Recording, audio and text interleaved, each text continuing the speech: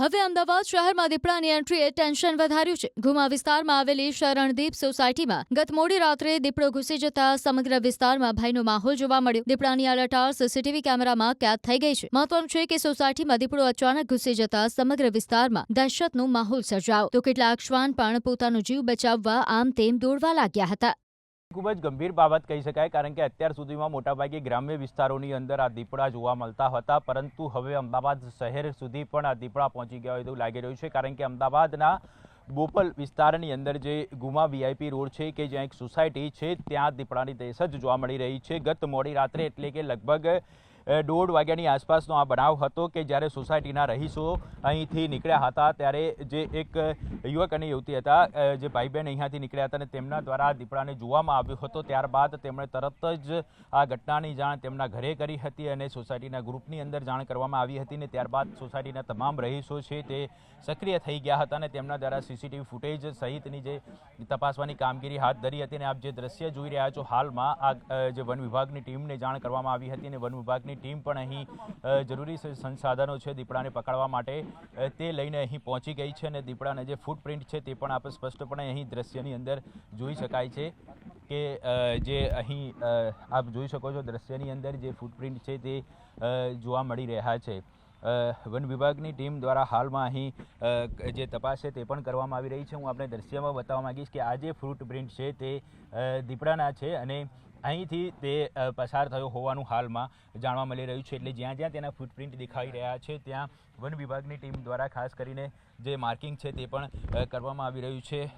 જે સમગ્ર ઘટનાની જાણ જ્યારે મેયરને કરવામાં આવી હતી ત્યારે મેયર પણ અહીં આવી પહોંચ્યા હતા। પ્રાણી સંગ્રહાલયની ટીમ અને વન વિભાગની ટીમ હાલમાં અહીં સંયુક્ત રીતે કામગીરી કરી રહી છે અને જલ્દીમાં જલ્દી આ દીપડો છે તે પાંજરે પુરાય તે માટેની તમામ તકેદારીઓ કરવામાં આવી રહી છે। કન્સ્ટ્રક્શન સાઇટો ઉપર પણ હાલમાં જે અલગ અલગ ટીમો છે તે સર્ચ કરી રહી છે। મહત્વની બાબત તો એ કહી શકાય કે આ જે વિસ્તાર છે રેસિડેન્ટલ વિસ્તાર છે, પરંતુ અહીંયા સુધી દીપડો કેવી રીતે પહોંચ્યો તે એક સૌથી મોટો પ્રશ્ન છે। બીજી તરફ હું આપણે દ્રશ્યમાં બતાવવા માંગીશ કે જે સીસીટીવી અને જે સોસાયટીના સ્થાનિકોનું કહેવું છે કે આ બાજુથી એટલે કે જે સોસાયટી છે તેના ક્લબ હાઉસ પાસે આ જે આપ જોઈ શકો છો અહીં જે કામગીરી કરી રહ્યા છે વન વિભાગના કર્મચારીઓ ત્યાંથી તે પસાર થયો હતો અને ત્યારબાદ આગળની તરફ વધ્યો હતો। હવે જે બહારના દ્રશ્યો છે તે પણ હું આપને બતાવવા માંગીશ કે અહીંયાથી તે ચાલતા ચાલતા નીકળીને આ તરફ એટલે કે જે ક્લબ હાઉસનો જે બહારનો ગેટ છે ત્યાં સુધી પહોંચ્યો હતો અને ત્યાંના પણ ફૂટપ્રિન્ટ છે સીસીટીવી કેમેરા છે તેની અંદર પણ આ દીપડો કેદ થયેલો જોવા મળ્યો હતો। ત્યાં પણ હું આપને જે ફૂટપ્રિન્ટ છે તે બતાવવા માંગીશ, કારણ કે આ જે દિવાલ જોઈ રહ્યા છો કે જ્યાં રાઉન્ડ સર્કલ કરવામાં આવ્યું છે અને ત્યાં તેના જે ફૂટપ્રિન્ટ છે તે જોવા મળી રહ્યા છે। આ દિવાલ ઉપર જે દીપડો છે તે કેટલીક સેકન્ડો સુધી અહીંયા તે ઊભો રહ્યો હતો અને સીસીટીવી કેમેરાની અંદર પણ સ્પષ્ટપણે તે જોવા મળી રહ્યું છે। આપ જોઈ શકો છો હાલ દ્રશ્યની અંદર જે તેના ફૂટપ્રિન્ટ છે તે અહીંયાથી તે દિવાલ ઉપર ચડ્યો હતો અને સીસીટીવી ફૂટેજ જે મળી આવ્યા છે તે આ જ જગ્યાના સીસીટીવી ફૂટેજ મળી આવ્યા છે અને અહીંયા તે કેટલીક સેકન્ડો સુધી રોકાયો હતો અને ત્યારબાદ આગળની તરફ નીકળ્યો। એટલે કઈ બાજુ ગયો હતો તે પણ હું આપને બતાવવા માંગીશ કે આ જે દીપડો છે તે કયા તરફ વળ્યો હતો। અહીંયાથી તે જે આ દિવાલ છે તે દિવાલ કૂદીને બીજી તરફ ગયો હતો, એટલે જે આગળની બાજુ નીકળ્યો હતો અહીંયાથી આ દિવાલ કૂદ્યા બાદ તે આ તરફ નીકળ્યો હતો અને અહીંયાથી તે બહાર નીકળી ગયો છે। પ્રાણી સંગ્રહાલયના અધિકારી હતા, તેમની સાથે જ્યારે વાતચીત થઈ હતી ત્યારે તેમનું કહેવું હતું કે આસપાસનો જે વિસ્તાર છે એટલે કે આ જે ગુમા રોડ છે તેની આસપાસ જે સાણંદની જે સાણંદ અને અન્ય જે જીઆઈડીસી સહિતનો જે વિસ્તાર છે કે જ્યાં કેટલોક ભાગ છે કે જે અવાવરૂ જગ્યા જેવો ભાગ છે અને ત્યાંથી પણ આ દીપડો આવ્યો હોઈ શકે છે। પરંતુ ખૂબ જ ગંભીર બાબત કહી શકાય કે આસપાસમાં જેટલા જે વિસ્તાર છે તે તમામ વિસ્તાર રેસિડેન્ટલ વિસ્તાર છે, એટલે અહીંયા સુધી પહોંચ્યો કેવી રીતે તે એક સૌથી મોટો સવાલ છે।